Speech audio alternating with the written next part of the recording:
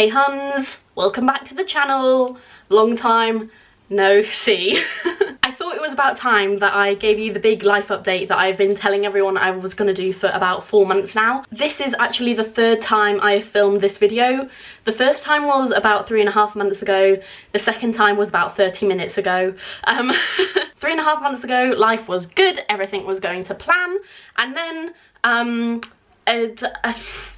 shit hit the fan. Things started going wrong and everything that I had said in that initial life update was no longer necessarily true.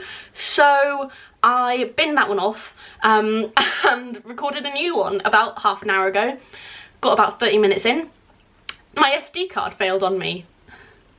So here I am again, and hopefully that won't happen this time. The last time I did a video like this, I was a student. I am not one of those anymore. I am a graduate now, a fully fledged adult graduate.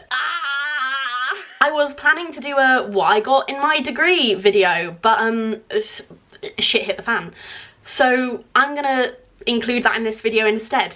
Last thing you heard, I was on the borderline of a 2-1 and a first. I was feeling very nervous and anxious about it because I really wanted a first, but I knew how hard it was to get them. It was essentially all hinging on what I got in my final project module, which was worth 40 credits opposed to the 20 credits that all my other modules were worth. So I will insert the clip now of me opening my final project results. Good morning everybody. Today we are really going full circle. I started this channel with a opening my A-level results video and a university haul video. Today I am opening my final year university results. This is gonna help tell me what my degree classification is. I've currently for this year got back 60 credits worth of modules, and I've averaged a first so far. Last year in my second year I got 72, so I was very much on the borderline. And I'm kind of on the borderline again this year, so I'm either going to get a first or I'm going to get a 2-1, which is fine. But obviously I would prefer one more than the other. So the thing that I'm opening today is my final project, which is effectively my dissertation. For the final project you could choose to do a dissertation, or you could do like a multimedia project or like a written journalistic project. So I chose the multimedia, and I did it about cystic fibrosis. I was proud of the project, I'm happy with it, so regardless of the mark, like I'm happy with what I did. But I would quite like a first. Basically, I've worked it out. If I get 65 in this and I get 65 in my other module that I've still got to get back at the end of this month, then I will get a first. But if I don't, then that's not happening, and that's fine. Ooh, deep breaths. I'm so nervous. I don't know what I'm gonna do if I don't get what I want. I'll probably cry. Okay, I don't want to look. I'm not looking. Right, I'm just logging onto our portal. Okay, right, I'm gonna click the button now. I feel sick. Deep breaths. Okay. It's fine. It's fine. No matter what happens, it's fine. Okay, my marks.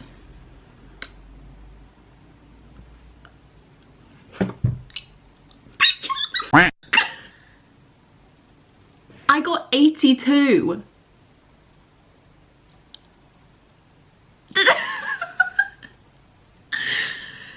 Hold up, is this right? 82. I didn't even think I could get this high. I got 82 in my proposal for the project, but that was like 2%. Didn't think I could actually pull it off in the final shit me. Oh my god. Okay, so I've just taken it in. I have watched the feedback and it was amazing. It was so nice. It was so good. I can't get over 82. That just feels ridiculous. And I just like went into a grade calculator to figure out what I could get in my last 20 credit module. I could literally get 28 and still get a first.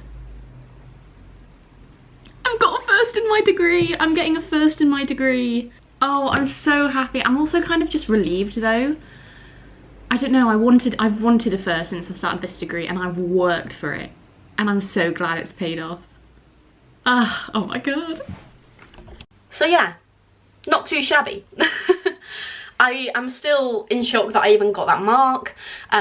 Super happy with it, like beyond happy. And I didn't fail my other module. I got a first in it too, which meant I got a first in every module this year, which blows my mind. So yeah, I can show you my degree in person. Here we go. That's my name.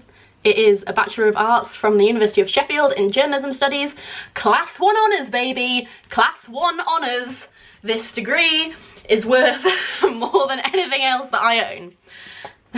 Following on from that, I had my online virtual graduation. I am meant to have a real life one next summer. We'll see if that happens or not. I really hope it does. I initially wasn't going to go to my online graduation, mainly because I was working. More on that in a second. But I got a Twitter message from one of my tutors and she said, hey, I think you'll probably want to be at the online event. And I was like, okay. I knew the ceremony was going to be the first time they presented awards to people without them knowing in advance that they'd won. So I kind of had an inkling after that message that maybe I had won an award. So I went along and they were going through the awards and I was sitting and waiting and I did not get one. And every category that came up that I thought I might win in, I didn't. But then we got to the end and they announced the award for Best Overall Performance, and I won! What? I won the award for Best Overall Performance, i.e. like highest mark, grade, whatever you want to call it, on my course, which is pretty crazy because it's the #1 rated journalism course in the country and I got the highest mark. I'm still in disbelief about it now.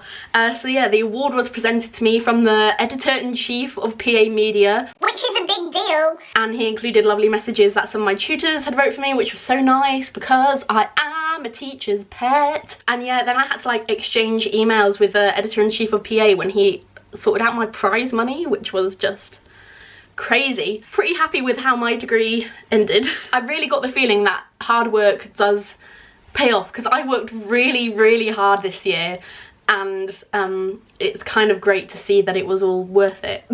But unfortunately a degree does not pay your bills. So honey, I needed a job, but luckily, as I previously mentioned, I already had one. I was in the most bizarre position ever where I had been offered 2 jobs before I even moved out of my student house. It was crazy. I got offered the initial job and I accepted it. Didn't sign the contract quite yet though, because the next day I got offered another job. However, this job, they didn't offer me the role that I wanted. It was a step below the role that I wanted. So I knew my worth and I declined it. And I just want to say, gals out there, always act like a man in these situations, because that's what I told myself. And I acted like a man, and my God, did it pay off. Because the next day they then came back to me and offered me the role that I wanted and a higher salary for it. If you don't ask, you don't get.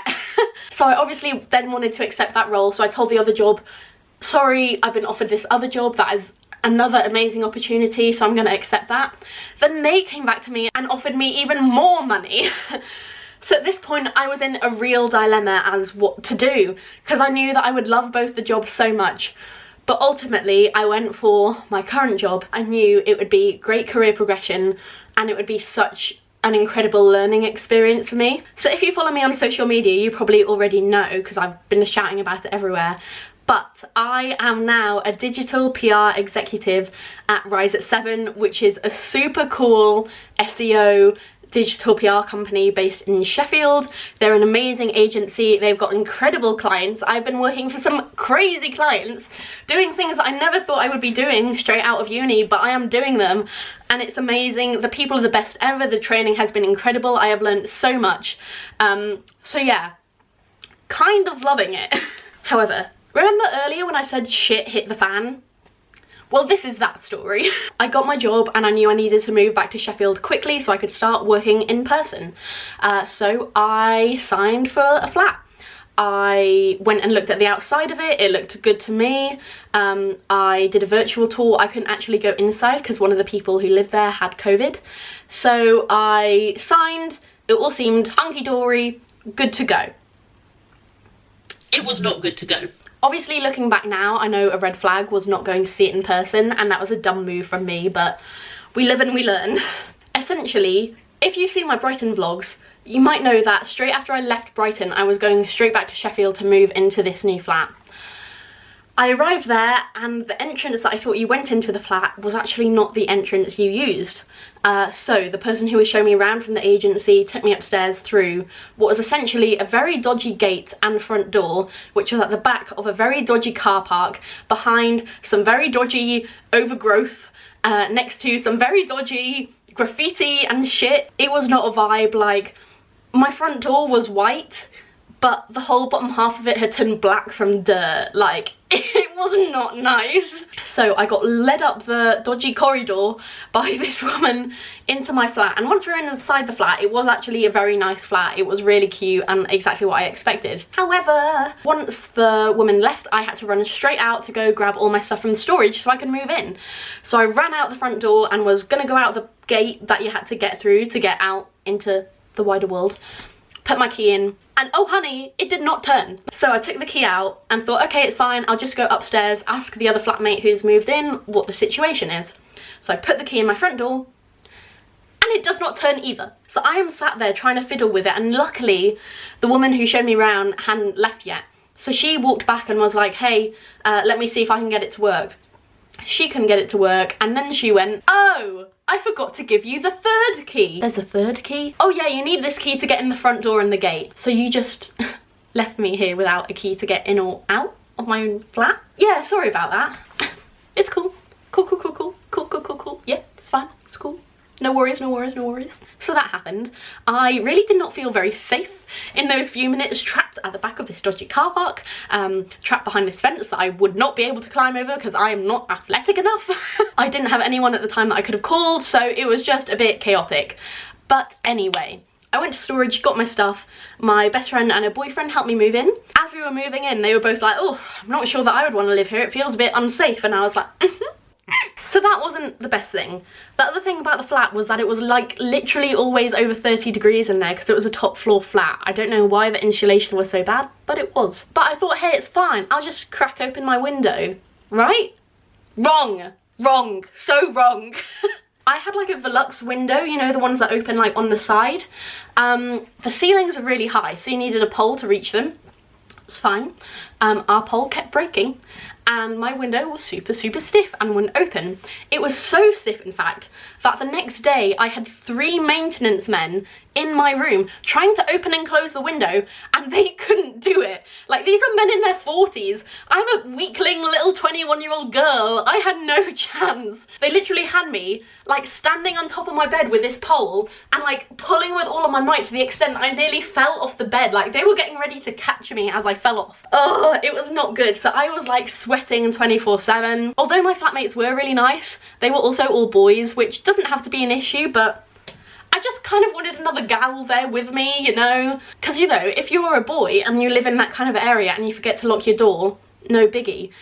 But when you're a girl, it kind of hits different, especially with all the discourse that has been going around with like Sarah Everard and stuff.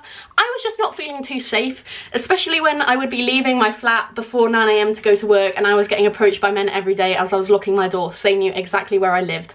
Yeah. It wasn't good. So naturally, I tried to leave the contract. I emailed the agency who owned the flat and said, hey, I don't feel safe. I will find a replacement tenant. I will do all the work. You won't lose any money. I will pay all the rent until another person moves in. I have loads of friends who have done this before. I literally had a friend who was in a similar situation who did it like 2 weeks before, and everything has gone fine. Do you think it went fine for me? No, of course not. Of course it didn't. The agency refused to let me find a replacement tenant, even though, you know, I had a window that couldn't open and I was scared of being murdered on my way to work. I didn't give up though. I harassed them every day on the emails, and they said they wouldn't let me find a replacement tenant until I said, well, give me the phone number for your director of the company, because I'm pretty sure if me, a 21-year-old girl, rings up this 50-year-old middle-aged man and cries down the phone to him about how she's scared of living in this flat, that he might change his mind. I think they realised that that would probably happen, so rather than giving me the director's number, they just said, okay, we'll let you find a replacement tenant. Hurrah! However, they wouldn't let me find a replacement tenant until they filled all of the rooms in the whole block of flats that they owned. The other flats in this block looked nothing like my flat. Someone who wanted to live in my flat probably wouldn't want to live in one of the other flats. I'd run out of steam at this point and I couldn't be bothered to argue anymore. So I said, okay, whatever. I continued to go back and forth between home and Sheffield for when I needed to for work, and it took about 3 months, but I am finally out of the contract and I could not be happier. It is such a relief. So now I'm spending all of my time trying to find a new place to live in Sheffield. I'm viewing a bunch of places this weekend, so hopefully I'll find something there. But honestly, I'm just glad that I am out of that place now. So yeah, the order of events was that I got my degree and got my first, and I was super happy, so I was going up. But then I moved out of my student house and I was really sad that I wasn't a student anymore. But then I went to Brighton and had like the best holiday ever. But then I moved into that awful flat and had to run home for my own safety.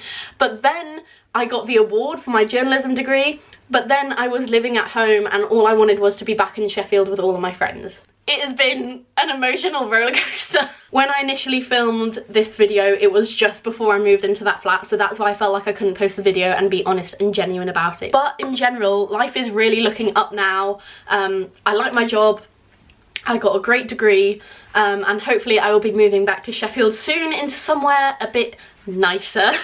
I really didn't anticipate to spend my first 3 months of full-time working from home in my hometown, but that's just how it has turned out, and that's okay, I guess, you know. I am excited to get back to my independent life and properly give that adulting thing a try, but we'll see how that goes. I'll bring you along on that journey. I'm sorry that I'm not going to answer all of the Q&As that you initially asked me for this video. Hopefully I've answered quite a lot of them though anyway. This video would just end up being like an hour long otherwise. But yeah, story time over. We're all good. Please do subscribe if you want to find out what I get up to next and how everything goes, and join me on my house hunt where hopefully I will get to do some super cute decor in a nice room eventually if I ever get there. Like the video if you liked it, comment, let me know how you've been doing the last few months. I love to hear from you always. You can follow me on Instagram and Twitter. I am at Preece, and that's it. Thank you for your support as always, and I will see you next time. Bye!